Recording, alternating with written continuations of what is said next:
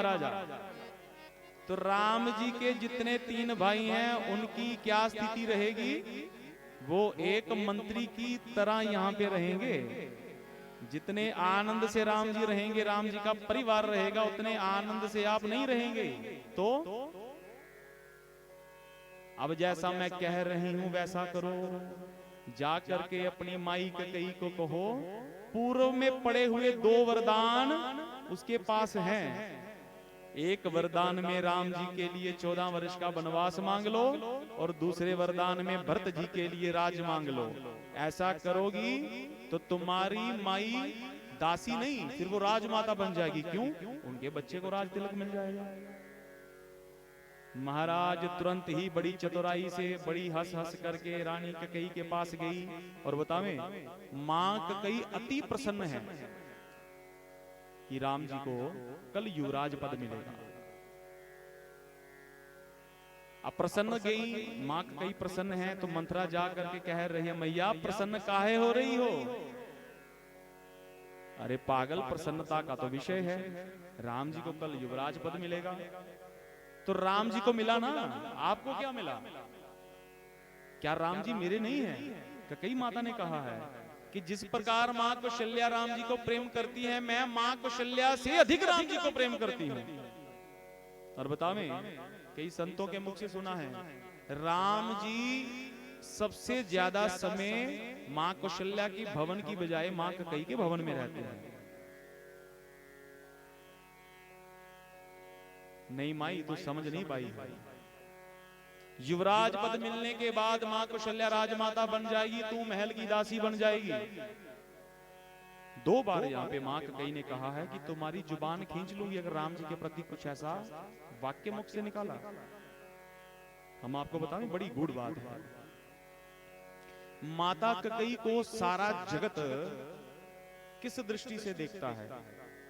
और आज भी देखिए, संसार में कोई भी अपनी बच्ची का नाम कैकेयी नहीं रखता है। कभी सुना नहीं होगा आपने, कभी भी नहीं सुना होगा। लेकिन राम जी जितना प्रेम मां कैकेयी से करते हैं, उतना प्रेम अपनी मां कौशल्या से भी नहीं करते हैं।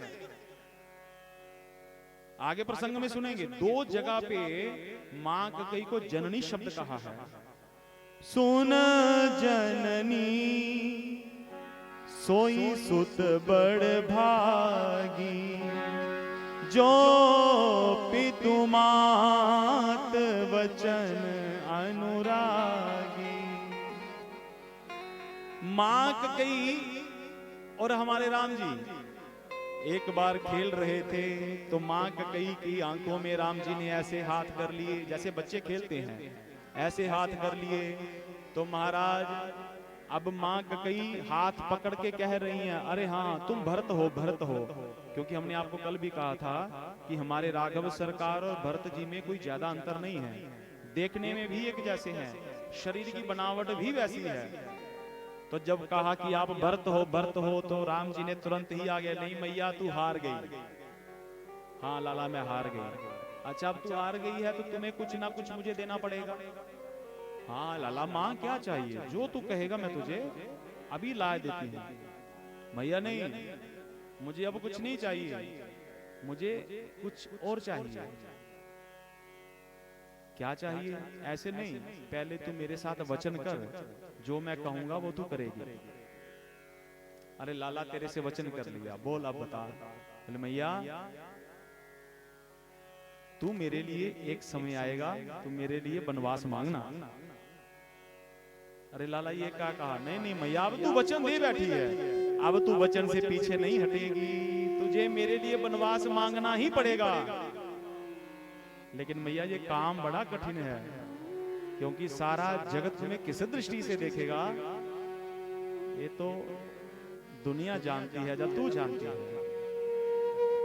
और बारी मां कैकेयी ने कहा, देख लाला जगत चाहे मुझे किसी भी दृष्टि से देखे, लेकिन तुम्हारी दृष्टि से कभी मैं नीचे न गिरूं, तुम ऐसा मुझे पे ऐसी प्रसन्नता करना।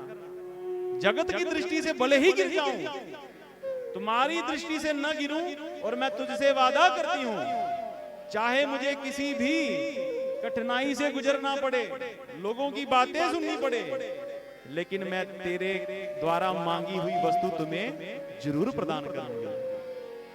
तो महाराज के कई मैया का त्याग कोई कम त्याग नहीं है। जगत में सब लोग मां को बुरा भला कहते, आज तक कहते हैं महाराज, लेकिन ये सब मेरी मां ने किसके लिए किया? मेरे श्री ठाकुर जी के लिए किया। इसलिए सुन जननी सोई सुत बड़भागी, जो पितु मात वचन अनुरागी। जननी क्यों कहा? जननी देखिए, मैया तो हम सभी को कह सकते हैं, जो अपनी मां के बराबर हो सबको मां कह सकते हैं, लेकिन जननी नहीं कहते। जननी केवल जन्म देने वाली को ही कहते हैं। तो यद्यपि राम जी को जन्म देने वाली मां कौशल्या है, लेकिन कैकेयी जी को जननी क्यों कहा? बोले मैया, मेरी मां कौशल्या ने मुझे जन्म दिया, लेकिन तू उस राम को जन्म देने वाली है जो राम वनों में जाकर के अपनी लीला को संपादन करेगा। इसलिए ये मां कैकेयी का जो पद है ये कम नहीं है। महाराज जगत की कितनी कितनी बातें सुनी, यहां तक कि भरत भैया ने मां कैकेयी को क्या क्या नहीं कहा। कुल नाशनी कहा, कलंकनी कहा। समाज के लोग महाराज मां कैकेयी को उस समय देख करके दूसरी तरफ थूकते थे, लेकिन ये त्याग किस लिए किया? ये त्याग मेरे श्री रघुवीर जी के लिए ही किया है। इसलिए मां कैकेयी का जो पद है वो सदैव के लिए श्री रघुनाथ जी के हृदय में ऐसा है, मां कौशल्या से भी ऊंचा पद है। तो महाराज जब ही मां मंथरा ने मां कैकेयी को पढ़ाया, तो मां ने उसके अनुसार कोप भवन में डेरा लगाया। सरकार सब और बाजे गाजे बज रहे हैं, सब अवधपुर के वासी आनंद मना रहे हैं कि प्रातः भोर होते ही हमारे राम जी को युवराज पद दे दिया जाएगा।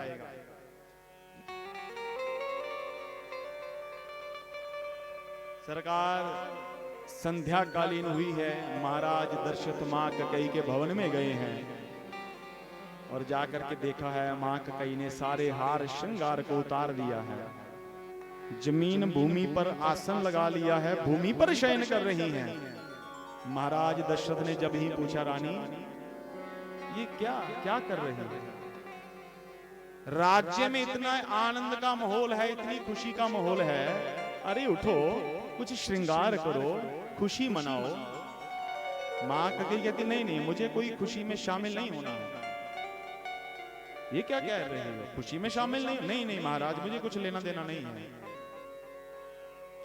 महाराज आप बड़े चतुर हैं, 15 दिनों से लगातार पूरी अवध में चर्चा चल रही है कि राम जी को युवराज पद देना है, लेकिन आपने मेरे साथ एक बार भी चर्चा नहीं की। क्या मैं आपकी रानी नहीं? कौशल्या को विवाह करके लाया गया है, तो क्या मैं खुद ही चल करके आ गया?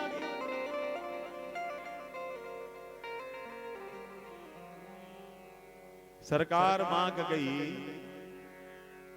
महाराज दशरथ जी की प्रत्येक बात के ऊपर प्रत्यारोप ही करती जा रही हैं।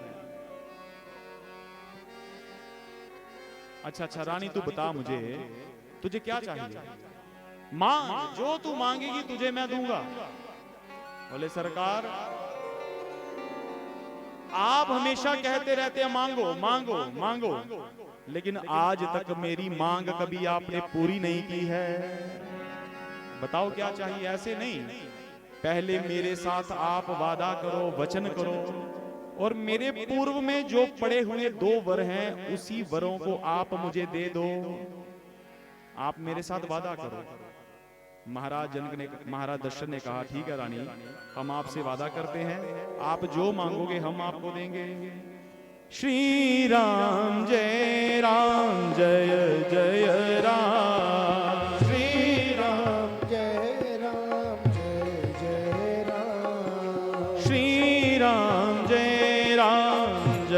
जय राम, श्री राम जय जय। रानी सुनो, रघुकुल रीत सदा चली आई, रघुकुल रीत सदा चली आई, क्या प्राण जाए पर वचन न जाए, प्राण जाए पर वचन न जाए। महाराज दशरथ कहते हैं, ये हमारे रघुकुल की परंपरा है, हम आपसे वादा कर दिए हैं और हमारा वचन ही हमारी सबसे बड़ी सौगंध है।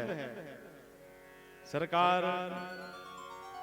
उसी वक्त महारानी के कई जी ने अपने 2 वरों को मांगना प्रारंभ किया है। सुनहु प्राण प्रिय भावत जी का, एक वर कौन सा? देहु एक बर भरत ही टीका। एक वर में आप भरत जी को युवराज पद दीजिए।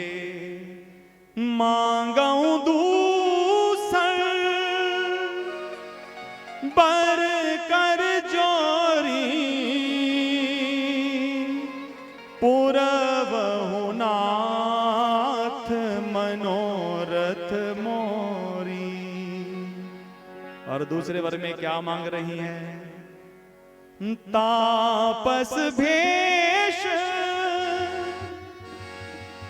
तापस भेष, तपस्वियों का भेष, तापस भेष विशेषी उदासी, 14 वर्ष राम बनवासी। दूसरे वर में क्या मांगा है? तापस भेष माने तपस्वियों के भेष में, और परम उदासीन माने हाथ में कोई भी स्वर्ण आदि अलंकार नहीं। इस भेष में राम जी को 14 वर्ष का वनवास मुझे मेरे दूसरे वर में चाहिए। महाराज ये सुनते ही चक्रवर्ती जी महाराज ऐसे भूमि में पड़ गए हैं, ऐसे भूमि में पड़ गए हैं कि जैसे मानो कोई मृत व्यक्ति पड़ता है। शरीर कांप रहा है, मस्तक पे पूरे शरीर में एकदम जल से जलमग्न हो गया है। मुख सूख रहे। रानी ये क्या क्या मांग रही है? हाँ महाराज, जो आपने सुना है मैं वही मांग रही हूँ। भरत को इस अवधपुरी का राज तिलक चाहिए और उसकी जगह राघव को 14 वर्ष का वनवास चाहिए। इससे ज्यादा और कम मुझे कुछ नहीं चाहिए। महाराज जनक की स्थिति, महाराज दशरथ की स्थिति ऐसे हो गई है जैसे मानो बहते पानी में से मछली को निकाल करके भूमि पर रख दिया जाए। तड़प रहे हैं महाराज। बार बार कह रानी विचार करो, सोचो, समझो। अरे तुम मेरी प्राण प्रिय हो, तुम ऐसा अवध का अहित कैसे कर सकती हो? महाराज ये बताइए कि भरत को कहीं बाहर से उठा करके लाया गया है? राम जी का आपने जन्म दिया है तो भरत कहीं उठा के नहीं लाया गया है। जिस प्रकार कौशल्या आपकी महारानी है, मैं भी आपकी पटरानी हूं। जिस प्रकार इस अवध पर राम जी का अधिकार है, उसी प्रकार मेरे भरत का भी अधिकार है। इसलिए ये 2 वर मुझे चाहिए। नहीं तो ऐसा है, अगर आप ये 2 वर नहीं देना चाहते हैं, नहीं दे सकते हैं, तो आप अपने वचन से मुकर जाइए। आप अपने वादे से मुकर जाइए। फिर क्या होगा? राम को वनवास न मिले, भरत जी को राज्य ना मिले, लेकिन जब आप अपने वादे से मुकर जाएंगे तो क्षत्रिय वंश के लिए वचन से गिरना सबसे बड़ी मृत्यु है। आज तो महाराज लोग पग पग पर अपनी की हुई जुबान को ही पीछे रख लेते हैं, किए हुए वादे को ही तोड़ लेते हैं। महाराज दशरथ ने कहा है अपने ऐसे मैं अपने वरदानों, अपने वचनों से पीछे नहीं हटूंगा। लेकिन रानी पुनः विचार कर, नहीं महाराज जो विचार करना था कर लिया। जिए मीन बरु बाहर बिहीना। जिस प्रकार मछली बाहर तड़पती है, मर रही होती है महाराज, उसी प्रकार महाराज चक्रवर्ती जी का ये शरीर कांप रहा है। मणि बिनु फनिक जिए दुख दीना। जिस प्रकार सर्प की मणि को खींच लिया जाए और सर्प की क्या दशा होती है, ये दशा महाराज दशरथ की हुई है। सरकार उस रात्रि कालीन में महाराज दशरथ सोए नहीं हैं। महाराज दशरथ भी नहीं सोए हैं और समस्त पुरवासी भी नहीं सोए हैं। क्यों? महाराज दशरथ इसलिए नहीं सोए हैं कि प्रातः भोर होते ही राम जी मुझे छोड़ के चले जाएंगे, और अवधपुरवासी इसलिए नहीं सो रहे हैं कि प्रातः होते ही राम जी को युवराज पद मिलेगा। महाराज दशरथ दुख से नहीं सो रहे हैं और अवधपुरवासी सुख से नहीं सो रहे हैं। क्या स्थिति बन गई? एक ही रात्रि में महाराज सब उलट पलट। महाराज दशरथ सूर्य नारायण को प्रार्थना कर रहे हैं, हे सूर्य नारायण, आप उदित ही मत होना। क्यों? जब आप पुनः सुबह उदित होंगे तो मेरे राघव मुझे छोड़ के चले जाएंगे, इसलिए आप उदित मत होना। भगवान शिव से बार बार प्रार्थना करें महाराज चक्रवर्ती जी, हे प्रभु, हे भोलेनाथ, आप मेरे राम जी के हृदय को ही पलट दीजिए। सब माता पिता चाहते हैं कि संतान उनकी आज्ञा का पालन करे, लेकिन चक्रवर्ती जी महाराज कहते हैं कि राम मेरी आज्ञा को ना माने, ऐसा आप कर दो। मैं कहूं राम वनों में आपने जाना है तो राम कहे नहीं नहीं मैं वनों में नहीं जाऊंगा, लेकिन राम जी कब ऐसा कहने वाले थे? सरकार प्रातः भोर हुई है, उसी अवधपुरी की ड्योढ़ी पर सुबह जो आरती की शंख की ध्वनि होती थी उस दिन हुई नहीं है, क्योंकि अवधपुरी में सबसे प्रथम चक्रवर्ती जी महाराज उठ पड़ते हैं। प्रातः भोर होते ही सबसे पहले वो उठते हैं, और जब महाराज उठते हैं तो तुरंत ही महाराज ड्योढ़ी के ऊपर शंखनाद होता है कि महाराज अपनी निद्रा से जाग गए हैं। लेकिन उस समय देर समय तक कोई भी शंख की ध्वनि नहीं हुई है, क्योंकि महाराज अपने कक्ष से बाहर ही नहीं आए हैं। सब अवधपुरवासी महाराज बड़े बड़े नेत्रों से देख रहे हैं, तरह तरह की बातें आपस में कर रहे हैं। आपस में कह रहे हैं भैया महाराज इसलिए नहीं उठे होंगे कि महाराज रात को थोड़ा देरी से सोए होंगे। जिस प्रकार हम बड़े प्रसन्न हैं उसी प्रकार महाराज बड़े प्रसन्न होंगे। जिस प्रकार हम तैयारी कर रहे हैं उसी प्रकार महाराज दशरथ भी तैयारी कर रहे होंगे, इसलिए उनको अभी उनकी निद्रा नहीं खुली है। लेकिन क्या मालूम अंदर स्थिति ही क्या थी। अब सुमंत्र जी सोच रहे हैं सूर्य उदय होने को है, महाराज उठे नहीं हैं, जाकर के देखना चाहिए। और महाराज जब ही सुमंत्र जी गए हैं, सुमंत्र जी के पांव एकदम जम गए हैं, शरीर थर-थर कांपने लगा है। जाहु सुमंत्र, जाहु सुमंत्र, जाहु सुमंत्र, जगावहु जाई, कीजय काज रजायस पाई। सरकार सुमंत्र जी जब ही प्रवेश किया है, मां कैकेयी से पूछा मैया ये क्या क्या स्थिति हो गई है, महाराज को क्या हुआ है? अरे तबीयत तो ठीक है, महाराज रात को खाना तो खाए थे, भोजन किए थे, हाँ हाँ सब किए थे। अब ज्यादा बातें मत करो सुमंत्र जी, जाओ जल्दी जल्दी राम को बुला के लाओ। अरे मैया अरे आप जाइए राम जी को बुला के लाइए। और महाराज सुमंत्र जी ही जब वापिस आए हैं तो जो चाल सुमंत्र जी की जाते वक्त थी वो चाल अब नहीं है। अब सुमंत्र जी अति गति से बाहर आ रहे हैं और सुमंत्र जी का जो चेहरा है वो उतरा हुआ। सरकार ये देख करके सब अवधपुरवासी एकदम घबराने लगे हैं। सुमंत्र जी बड़ी तेज गति से आए हैं। अरे सरकार हे भगवान अंदर सब कुछ ठीक हो, ऐसी सब प्रार्थना कर रहे हैं। और महाराज सुमंत्र जी जब ही राम जी के भवन में गए हैं, राम जी ने प्रणाम किया है। सुमंत्र जी ने यूं पकड़ लिया राम जी को ऐसे दोनों हाथों से और एक टक देखने लग गए हैं, एक टक। सुमंत्र को बोलते हैं बाबा क्या हुआ? बोलते अरे राम जी मुझे ये सुंदर चेहरा जी भर के देख लेने दे, न मालूम अब ये चेहरा मुझे कब देखने को मिले। झरझर आंसू सुमंत्र जी के नेत्रों से निकलने लग गए हैं। अरे बाबा बताइए तो सही, हुआ क्या है? राघव, बिना देरी किए आप यहां से चलो, महाराज दशरथ आपको याद कर रहे हैं। ये सुन करके ही महाराज जो भी वस्त्र मेरे राघव सरकार ने पहना है, उन्हीं वस्त्रों से मां ककई के भवन में गए हैं और जा करके देखा है तो महाराज तुरंत ही महाराज दशरथ को आलिंगन किया है। पिताजी, ये आपका ये हाल किस लिए है?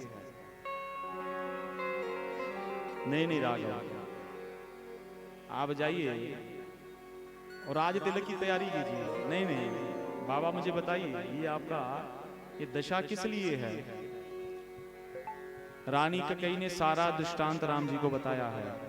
तो राम जी कहने लगे, पिताजी बस इतनी सी बात, 14 वर्ष का वनवास मांगा है तो 14 वर्ष तो ऐसे ही निकल जाएंगे, इसलिए आप बिल्कुल भी घबराइए मत। मैं जाऊंगा और 14 वर्ष के बाद पुनः आप सभी के बीच में बैठ करके खूब आनंद से हम लोग अपने जीवन यापन करेंगे और आपका सानिध्य प्राप्त करेंगे।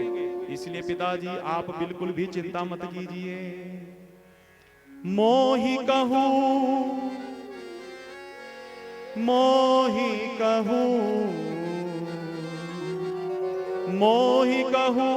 मात तात दुख कारण। महाराज तुरंत ही मेरे राघव सरकार ने एक बार भी नहीं कहा है, पिताजी आप बिल्कुल चिंता मुक्त हो जाइए। तुरंत ही महाराज मेरे राघव सरकार ने राजसिक वस्त्रों को उतार करके उदासीन वस्त्रों को धारण किया, सन्यासी वेश धारण करके महाराज मन मुस्काई भानुकुल भानु। राम जी के चेहरे पर एक भी शिकन नहीं है। देखिए राम जी के स्वभाव में और आम हम और आपके स्वभाव में क्या है? राम जी को पता लग गया कि सुबह युवराज पद दे दिया जाएगा तो राम जी को प्रसन्नता नहीं हुई, राम जी को कोई प्रसन्नता नहीं। और जब पता लग गया है कि आपको 14 वर्ष का वनवास दिया है तो राम जी को कोई दुख नहीं हुआ, ना प्रसन्न हुए ना दुख हुआ। यही मेरे राघव सरकार का चरित्र है। जय राम जी की।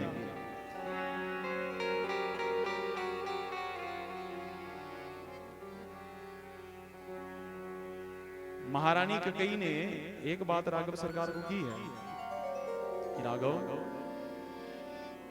पिता की आज्ञा को आपने झट से मान लिया, एक ही बार कहने के ऊपर आपने चक्रवर्ती साम्राज्य को त्याग करके वन की तैयारी की है। सरकार कहते हैं, सुन जननी सुन जननी सुन जननी सोई सुत बड़ भागी, जो पितु मात वचन अनुरागी। अच्छा, मां बाप के वचनों में अनुराग क्या है? मां बाप के वचनों में अनुराग ये है कि जो पुत्र अपने माता पिता के कल्याण का मार्ग प्रशस्त करे, अपने माता पिता की आज्ञा में चाहे उसको किसी भी हालत में जाना पड़ जाए तो चले जाए, ये माता पिता के वचनों में अनुराग है। इसलिए मां, मैं सबसे बड़ा भाग्यवान हूं, सबसे बड़ा भाग्यशाली हूं जो आज अपने माता पिता की आज्ञा को पालन कर रहा हूं। सरकार उसी समय माता ककई से और महाराज दशरथ जी से आज्ञा लेकर के मेरे राघव भैया मां कौशल्या जी के महल में आए हैं। और मां कौशल्या ने कहा है, राघव आप जल्दी जल्दी तैयार हो जाओ, कुछ मीठा खा लो, क्योंकि कुछ समय बाद ही आपको युवराज पद देना है। बोले नहीं मैया, पिता दीन मम कानन राजो। मां, मुझे अवधपुरी का राज्य नहीं, मुझे पिताजी ने कानन राज्य दिया है। माने सीधी बात नहीं कह रहे हैं, कानन मतलब जंगल। मुझे वनों का राजा बनाया है, क्योंकि अवधपुरी बड़ा छोटा सा राज्य है। इस राज्य को भैया भरत देखेंगे और मुझे बड़ी जिम्मेदारी दी है, इसलिए मुझे अब मैया को कौन पढ़ाने वाला। मैया समझ गई और मैया ने कहा, देख लाला, अगर तो तुझे पिताजी ने कहा है कि बन जाओ, अगर तुझे पिताजी ने कहा है कि बन जाओ, तो मैं तुझे रोकती हूं। क्यों? पिता से माता का जो पद है वो, मैया उधर ही बैठ जाइए, पिता का जो, माता का जो पद है वो पिता से 10 गुना श्रेष्ठ है। माता का पद पिता से 10 गुना श्रेष्ठ है। अगर पिता ने कहा है बन जाओ, तो मैं तुझे रोकती हूं, क्योंकि मेरा जो पद है वो तुम्हारे पिता से 10 गुना ज्यादा है। मैं तुम्हें रोकती हूं, आप वनों में नहीं जाएंगे।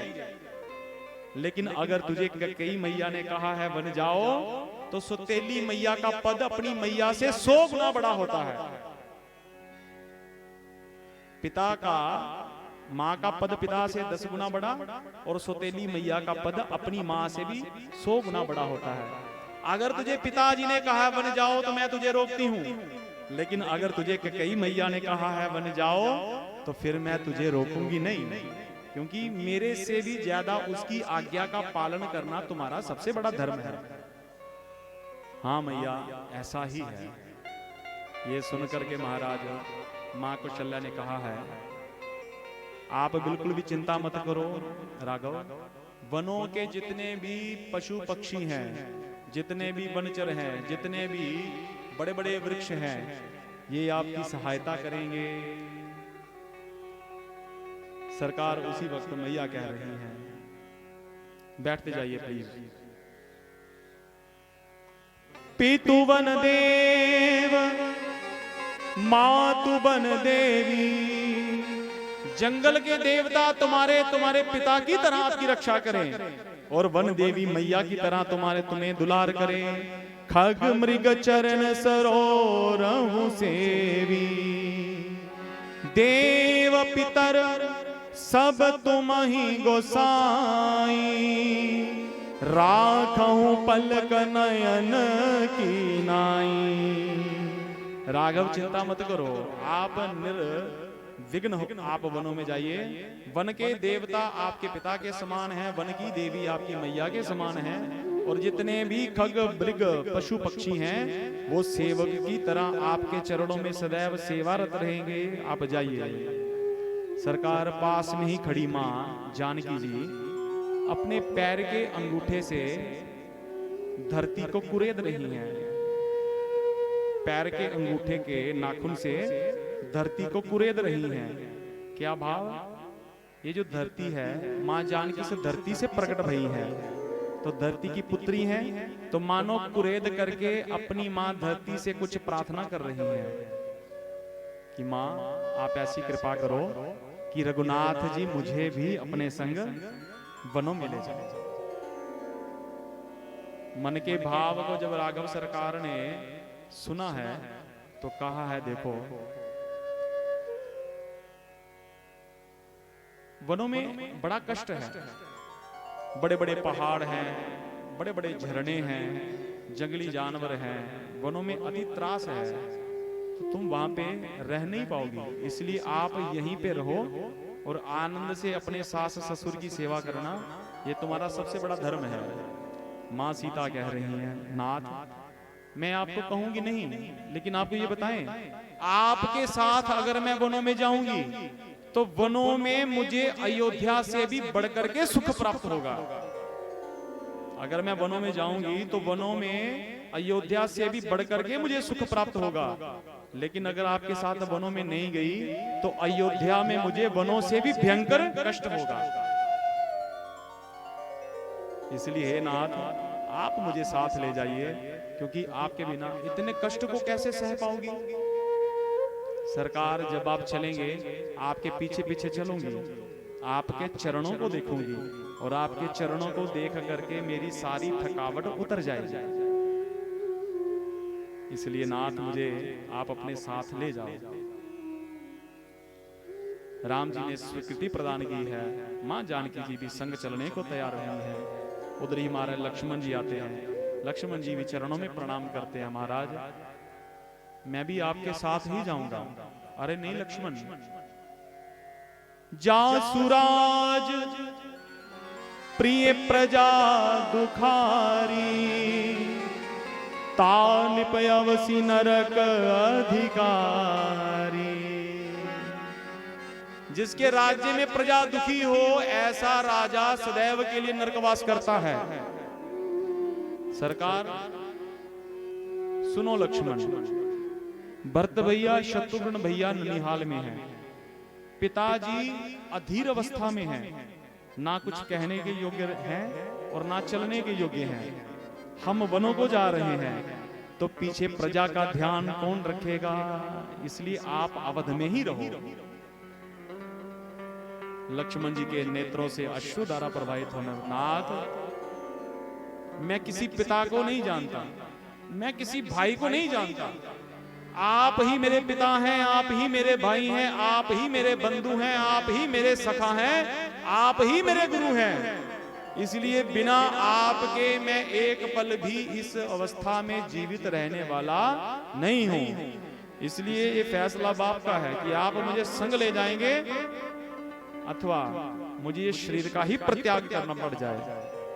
राघव सरकार ने बड़ा समझाया, लेकिन महाराज ने, लक्ष्मण जी बिल्कुल भी अपनी बात से टस से मस नहीं हुए हैं। राघव सरकार ने आज्ञा दी, लक्ष्मण जी गए मां सुमित्रा के जहां। मां सुमित्रा जी से कहा, मैया मुझे भी राघव सरकार के साथ वनों में जाना है। मां सुमित्रा ने एक बार भी नहीं कहा। देखिए हम आपको बताएं, लक्ष्मण भैया मां सुमित्रा से आज्ञा लेना नहीं चाह रहे थे। अब आप सब सोचेंगे कि मां से आज्ञा क्यों नहीं, क्योंकि राघव सरकार को सब कुछ मानते हैं। वो कह रहे हैं अगर मैं मां सुमित्रा के पास जाऊंगा, अगर मां ने मना कर दिया तो फिर उनकी आज्ञा की अवहेलना हो जाएगी। लेकिन राघव सरकार की आज्ञा थी कि आप जाओ। महाराज राम जी, लक्ष्मण जी, मां जानकी, मां सुमित्रा जी के भवन में गए, जाकर के प्रणाम किया। सरकार मां सुमित्रा ने एक बार भी नहीं कहा है लक्ष्मण जी को, लक्ष्मण मेरी क्या जरूरत है, पिता तुल्य राम जी आपके साथ हैं, माता तुल्य तुम्हारी जानकी भाभी आपके साथ है, इसलिए आप निर्विघ्न जाओ। और सुनो, राघव सरकार आपके लिए ही वनों में जा रहे हैं। अब आप प्रश्न करेंगे लक्ष्मण जी के लिए कैसे जा रहे हैं? हमारे लक्ष्मण जी शेष अवतार हैं, और शेष अवतार शेष भगवान इस पूरी पृथ्वी को थामे हुए हैं। तो पाप के कारण जब पृथ्वी डोल रही है तो शेष भगवान को कष्ट हो रहा है, माने शेष लक्ष्मण जी हैं। तो राघव आपके लिए वनों में जा रहे हैं ताकि पापी लोगों का अंत हो और आपके ऊपर जो पृथ्वी डगमगा रही है वो स्थिर हो जाए। इसलिए लक्ष्मण आप बिना किसी सोच विचार के आप राघव सरकार के साथ जाइए। उर्मिला जी को मिलने लक्ष्मण जी गए हैं। उर्मिला मैया ने भी हाथ जोड़ के कहा है, हे नाथ मैं इसके आगे कुछ भी नहीं कह सकती हूँ, लेकिन ये है कि अब आप जा रहे हैं तो अच्छे से राघव सरकार की सेवा करना, अच्छे से। यहाँ आपको सेवा का अवसर नहीं मिल रहा है, दास दासियां हैं, सब राघव सरकार की सेवा करती हैं। तो वनों में जाएंगे तो आप खूब आनंद से राघव सरकार की सेवा कीजिए। उधर चक्रवर्ती जी महाराज थोड़ा होश में आए हैं, तुरंत ही सुमंत्र जी को बुलाया है और सुमंत्र जी से कहा है, सुमंत्र जी ऐसा करो, सुंदर रथ सजाओ और इन बच्चों को रथ के ऊपर बिठा करके थोड़ा बहुत जंगल घुमा करके पुनः वापस ले आना, क्योंकि ये बच्चे हैं, जंगल में थोड़ा ऐसा माहौल देखेंगे तो डर जाएंगे, और जब ही डर जाएं तो बहाने से आप इनको वापस ले आना। और सुनो, अगर राघव जिद करे तो कम से कम आप जानकी को ही ले आना, और जानकी से कहना जितना मन करे आप अपने पीहर में रहिए, जितना मन करे आप ससुराल में रहिए, जितना जहां मन करिए वहां रहिए, लेकिन बेटी आप जंगल में मत रहो। सुमंत्र जी ने महाराज रथ पर बैठाया है। सारी अवधपुर वासियों को पता लग गया है कि राघव सरकार वनों को जा रहे हैं। बनवास जा रहे हैं रघुवर जी प्राण प्यारे।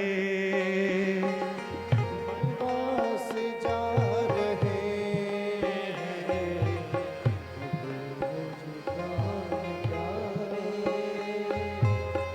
बनवास जा रहे हैं रघुवर जी प्राण प्यारे। बनवास जा रहे हैं रघुवर जी प्राण प्यारे। हारे हैं प्राण जिसने, हारे हैं प्राण जिसने, लेकिन वचन न हारे। बनवास जा रहे हैं रघुवर जी प्राण प्यारे। बनवास जा रहे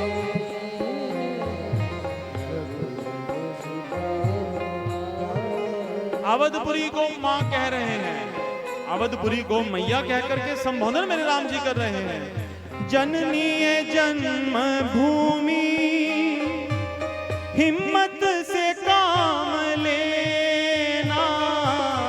जननी है जन्म भूमि, हिम्मत से काम लेना। 14 वर्ष है गम के, इस दिल को थाम लेना। 14 वर्ष है गम के, इस दिल को थाम लेना। बिछड़े तो फिर मिलेंगे, बिछड़े तो फिर मिलेंगे, हम अंश हैं तुम्हारे। बनवास जा रहे हैं रघुवर जी के दुलारे। बनवास जा रहे हैं रघुवर जी प्राण प्यारे।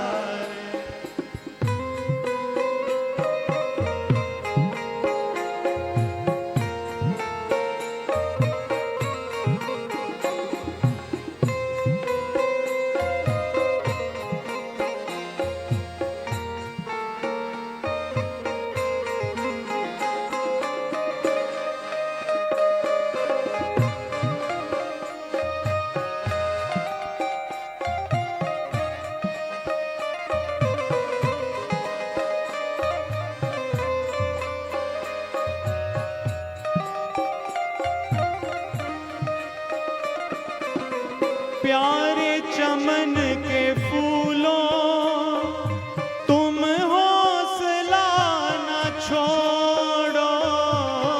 प्यारे चमन के फूलों तुम हौसला न छोड़ो। इन आंसुओं को रोको, ममता के तार तोड़ो। इन आंसुओं को रोको, ममता के तार तोड़ो। लौटेंगे दिन खुशी के, लौटेंगे दिन खुशी के, एक साथ जो गुजारे। बनवास जा रहे हैं रघुवर जी प्राण प्यारे। बनवास जा रहे हैं रघुवर जी प्राण प्यारे। जय हो।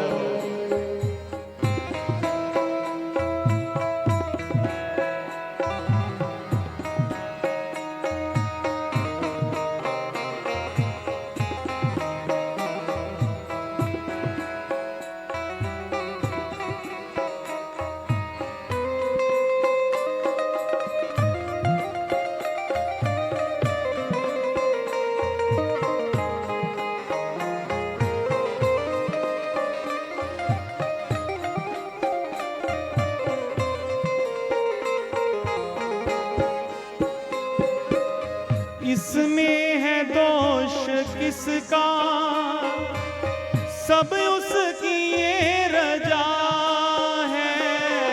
इसमें है दोष किसका, सब उसकी ये रजा है। इसमें है दोष किसका, सब उसकी ये रजा है। इसमें है दोष किसका, सब उसकी ये रजा है। होकर वही रहेगा किस्मत में जो लिखा है।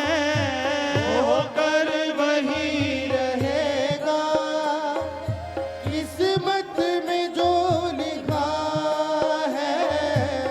कब तक ये करी है होनी, कब तक करी है होनी, होनी किसे ने टारे बनवास जा जय हो। रघुवर जी प्राण प्यारे, बनवास जा रहे हैं रघुवर जी। प्राण प्यारे। हारे हैं प्राण जिसने, हारे है प्राण जिसने, हारे हैं प्राण जिसने, हारे है प्राण जिसने।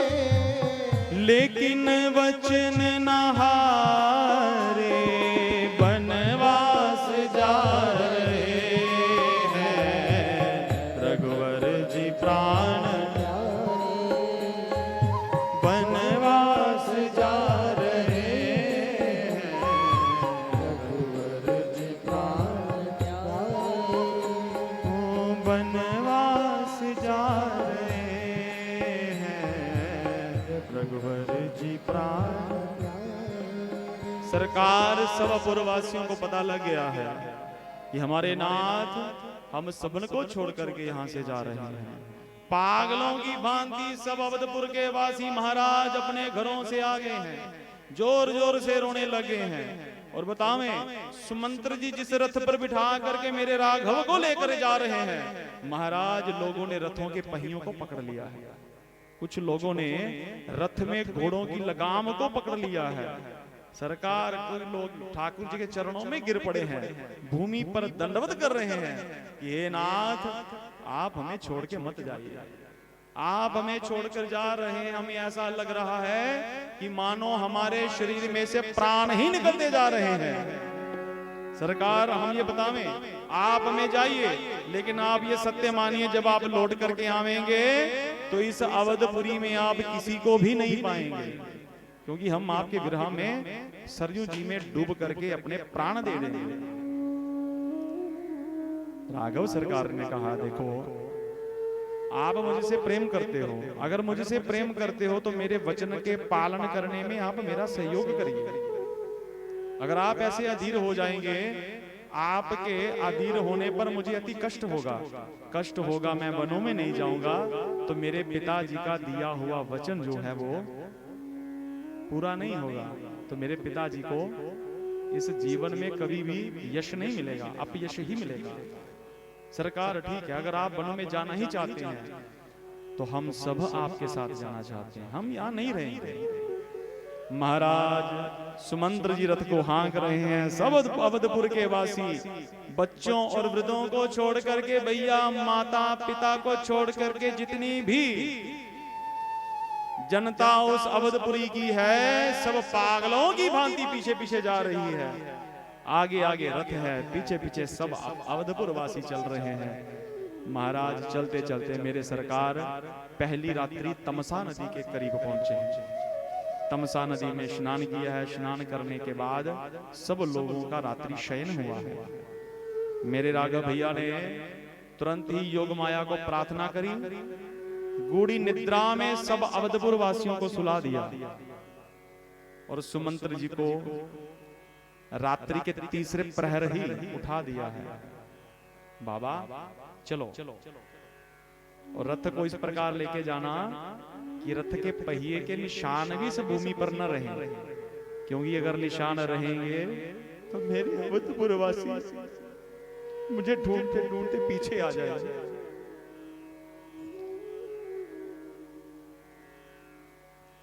कितना प्रेम करते होंगे ठाकुर जी से। इसलिए बाबा रथ को ऐसे चलाइए किसी को पहियों के निशान ना दिखें, नहीं तो इतने पागल हैं, इतने बावरे हैं, ये पीछे पीछे चले आएंगे। सुमंत्र जी ने ऐसा ही किया, रथ को चलाया महाराज, एक भी निशान वहां पे नहीं रहा। प्रातः भोर उठते ही जब पुरवासी उठे महाराज, रघुनाथ जी को नहीं पाया तो रोने लगे, रुदन करने लगे जोर जोर से, और अपने आप को कहने लगे लानत है तुम पर, लानत है इस जीवन पर। अरे तुम कहते हो रघुनाथ जी के संग 14 वर्ष वन में रहेंगे, अरे तुम तो एक रात्रि भी निद्रा को नहीं त्याग सके, तुम क्या रघुनाथ जी के साथ जाओगे? अपने आप को लानत दे रहे हैं महाराज।